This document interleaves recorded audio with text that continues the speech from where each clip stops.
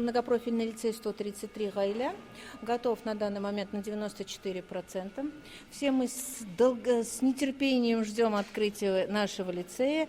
Школа в микрорайоне М14 долгожданная. Здесь идет активное строительство домов по соципотеке. Жителей уже 2500. После заселения строящихся многоэтажек будет еще 1500. В ближайшие годы возведут еще 14 домов на 12 тысяч жителей. Необходимость этой школы уже была давно, потому что дома сдаются практически каждые полгода. Да, еще планируется здесь застройка нескольких домов.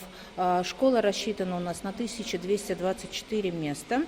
На данный момент у нас 698 учащихся уже приняты. Прием до сих пор продолжается и будет до 31 августа. В планах в первый год принять 1000 учеников. Первых классов 7 параллелей. Лицей многопрофильный, инженерные классы, естественно-научные направления, лаборатория креативных индустрий и не только.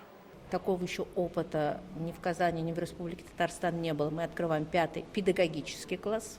Да, потому что обычно открывают с 10 класса, да, мы хотим попробовать возрастить тех самых педагогов, нехватка которых всегда ощущается именно с 5 класса. Лицей называется «Гаиля» – семья. Тематика отражается в дизайне школы. Десятиклассникам будут преподавать семьеведение. Тем самым обозначив важность взаимодействия между семьей, школой, педагогическим составом, который тоже своего рода семья. Семейный клуб мы планируем открыть вместе с психологом и социальным педагогом. Совет отцов мы планируем создать.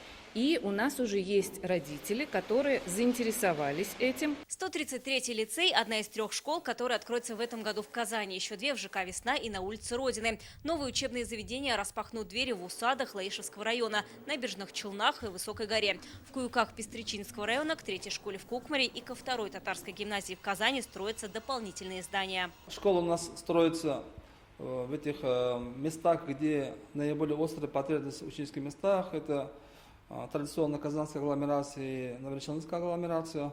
При этом я хочу добавить, что школы полностью комплектованы мебелью, оборудованием и интерактивными досками. Там можно проводить любые мероприятия. Все школы уже 2 сентября ждут первых учеников на торжественную линейку. Вероника Гайнудинова, Адель Миндубаев, ТНВ, Казань.